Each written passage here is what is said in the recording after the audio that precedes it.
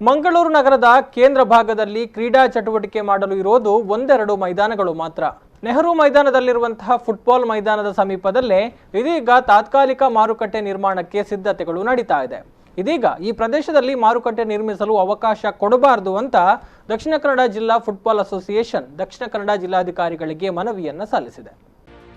ಮಂಗಳೂರು ಮಹಾನಗರ ಪಾಲಿಕೆ ವ್ಯಾಪ್ತಿಯಲ್ಲಿರುವ ಫುಟ್ಬಾಲ್ ಮೈದಾನ ಮಂಗಳೂರಿನ ಕ್ರೀಡಾಪಟುಗಳಿಗೆ ತುಂಬಾ ಸಹಕಾರಿಯಾಗಿದೆ.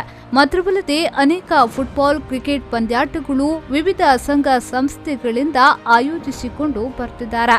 ಇನ್ನೊಂದು ವಿಶೇಷವೆಂದರೆ ಇಲ್ಲಿ ಅಭ್ಯಾಸ ಮಾಡಿದ ಕ್ರೀಡಾಪಟುಗಳು ರಾಜ್ಯ ಮತ್ತು ಅಂತಾರಾಷ್ಟ್ರೀಯ ಕ್ರೀಡಾಪಟುಗಳಾಗಿ ಹೊರಹೊಮ್ಮಿದ್ದಾರೆ. ಆದರೆ ಇದೀಗ ಈ ಮೈದಾನದ ಪಕ್ಕದಲ್ಲೇ ಮಾರುಕಟ್ಟೆಯನ್ನ ನಿರ್ಮಿಸಲು ಹೊರಟಿರುವುದು ಕ್ರೀಡಾಸಕ್ತರ ಅಸಮಾಧಾನಕ್ಕೆ ಕಾರಣವಾಗಿದೆ. ಈ ಬಗ್ಗೆ ಮಾರುಕಟ್ಟೆ ನಿರ್ಮಾಣಕ್ಕೆ ಅವಕಾಶ ನೀಡಬಾರದು ಎಂದು ದಕ್ಷಿಣ ಕನ್ನಡ ಜಿಲ್ಲಾ ಫುಟ್ಬಾಲ್ ಅಸೋಸಿಯೇಷನ್ ದಕ್ಷಿಣ ಕನ್ನಡ ಜಿಲ್ಲಾಧಿಕಾರಿ ಅವರಿಗೆ ಮನವಿಯನ್ನ ಸಲ್ಲಿಸಿದೆ. ಫುಟ್ಬಾಲ್ ಮೈದಾನದಲ್ಲಿ ದಕ್ಷಿಣ ಕನ್ನಡ ಫುಟ್ಬಾಲ್ ಅಸೋಸಿಯೇಷನ್ 50 ವರ್ಷಕ್ಕೂ ಮಿಕ್ಕಿ ಸ್ಥಳೀಯವಾಗಿ ರಾಜ್ಯ ಮಟ್ಟದ ರಾಷ್ಟ್ರಮಟ್ಟದ ಫುಟ್ಬಾಲ್ ಪಂದ್ಯಾವಳಿಯನ್ನ ಆಯೋಜಿಸುತ್ತಾ ಬಂದಿದೆ. ಈ ಮೈದಾನಕ್ಕೆ ಈಗಾಗಲೇ ಕರ್ನಾಟಕ ಸರ್ಕಾರದ ವತಿಯಿಂದ ಹುಲ್ಲು ಹಾಸು ಹಾಕಿ ಬೇಲಿ ನಿರ್ಮಿಸುವ ಯೋಜನೆಯನ್ನ ರೂಪಿಸಿ ಅದಕ್ಕೆ ಮಂಜೂರಾತಿಯನ್ನ ನೀಡಿದ್ದು ಯೋಜನೆಗೆ ಟೆಂಡರ್ ಕೂಡ ಆಗಿದೆ. ಅದು ಆದಷ್ಟು ಬೇಗ ಕಾರ್ಯರೂಪಕ್ಕೆ ಬರಬಹುದು. ಇದು ಈ ಭಾಗದ ಫುಟ್ಬಾಲ್ ಆಟಗಾರರ ಹಲವಾರು ವರ್ಷಗಳ ಬೇಡಿಕೆಯೂ ಆಗಿತ್ತು. ಆದರೆ ಇದರ ಪಕ್ಕದಲ್ಲೇ ಇದೀಗ ತಾತ್ಕಾಲಿಕ ಮಾರ್ಕೆಟ್ ನಿರ್ಮಾಣವಾಗುತ್ತಿರುವುದು ಕ್ರೀಡಾ ಚಟುವಟಿಕೆಗಳಿಗೆ ಅಡ್ಡಿಯನ್ನುಂಟು ಮಾಡಬಹುದು ಎನ್ನುವುದು ಅಸೋಸಿಯೇಷನ್ನ ಆತಂಕ.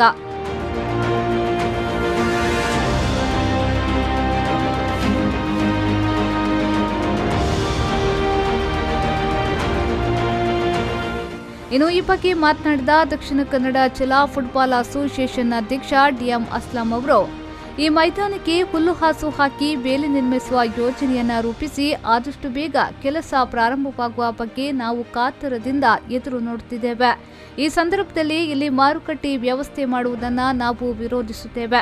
ಕರ್ನಾಟಕದ ಉಚ್ಚ ನ್ಯಾಯಾಲಯದ ಆದೇಶ ಹಾಗೂ ಸುಪ್ರೀಂ ಕೋರ್ಟ್ ಆದೇಶದ ಪ್ರಕಾರ ಆಟದ ಮೈದಾನದಲ್ಲಿ ಯಾವುದೇ ವಾಣಿಜ್ಯ ಚಟುವಟಿಕೆ ಮಾಡಲು ಅವಕಾಶ ಇರುವುದಿಲ್ಲ. ಈ ಮೈದಾನದ ಪಕ್ಕದಲ್ಲಿರುವ ಹಾಕಿ ಮೈದಾನದಲ್ಲಿ ನಿರ್ಮಿಸಿರುವ ಬಸ್ ಸ್ಟ್ಯಾಂಡ್ ಅನ್ನ ತೆರವುಗೊಳಿಸಬೇಕೆಂದು ಕೂಡ ಕೋರ್ಟ್ ಈಗಾಗಲೇ ಆದೇಶವನ್ನ ನೀಡಿದೆ. ಈ ಮೈದಾನದ ಸುತ್ತಮುತ್ತ ಈಗಾಗಲೇ ಹೆಚ್ಚಿನ ಪ್ರದೇಶವನ್ನ ಆಕ್ರಮಣ ಮಾಡಲಾಗಿದೆ.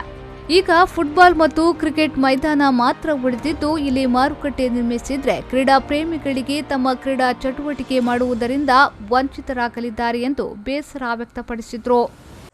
ನಮ್ಮ ಫುಟ್ಬಾಲ್ ಗ್ರೌಂಡ್ಗೆ ಟರ್ಫ್ ಮಾಡಲಿಕ್ಕೆ ಅಂತ ನಾವು ರಾಜ್ಯ ಸರ್ಕಾರದೊಟ್ಟಿಗೆ ನಮ್ಮ ಒಂದು ಬೇಡಿಕೆಯನ್ನು ಇಟ್ಟಿದಾಗ ನಮಗೆ 1 ಕೋಟಿ ರೂಪಾಯಿ ಅನುದಾನ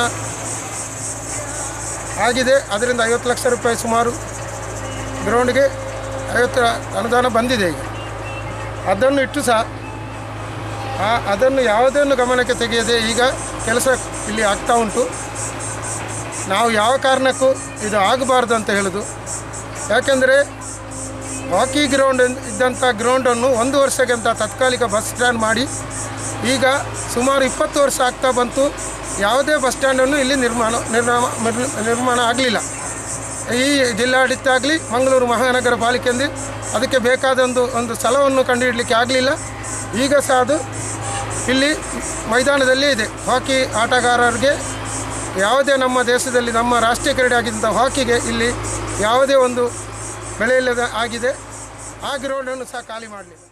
ಇನ್ನು ಈ ಮೈದಾನಕ್ಕೆ ಹುಲ್ಲು ಹಾಸು ಹಾಕಿದ್ರೆ ಕ್ರೀಡಾಪಟುಗಳಿಗೆ ಮತ್ತು ಪ್ರೇಕ್ಷಕರಿಗೆ ಪಾರ್ಕಿಂಗ್ ಮಾಡಲು ಇದೇ ಸ್ಥಳವಿರುವುದರಿಂದ ಈ ಫುಟ್ಬಾಲ್ ಮೈದಾನದ ಸ್ಥಳದಲ್ಲಿ ಮಾರುಕಟ್ಟೆ ನಿರ್ಮಿಸಿದ್ರೆ ಈ ಪರಿಸರದ ಸಂಪೂರ್ಣ ವ್ಯವಸ್ಥೆಯಲ್ಲಿ ಹಾಳಾಗಬಹುದು. ಈ ಎಲ್ಲ ಸಮಸ್ಯೆಗಳನ್ನು ಮನಗಂಡು ಕ್ರೀಡೆಯ ಉಳಿವಿಗಾಗಿ ಈ ಯೋಜನೆಯನ್ನ ಕೈಬಿಡಬೇಕಾಗಿದೆ ಎಂದು ದಕ್ಷಿಣ ಕನ್ನಡ ಜಿಲ್ಲಾ ಫುಟ್ಬಾಲ್ ಅಸೋಸಿಯೇಷನ್ನ ಸಂಸ್ಥೆಯವರು ಕಳಕಳಿಯಿಂದ ವಿನಂತಿ ಮಾಡಿದ್ದಾರೆ. ಜಿಲ್ಲಾಡಳಿತ ಈ ಬಗ್ಗೆ ಏನು ನಿರ್ಧಾರ ಕೈಗೊಳ್ಳುತ್ತೆ ಎನ್ನುವುದನ್ನು ಕಾದು ನೋಡಬೇಕಿದೆ.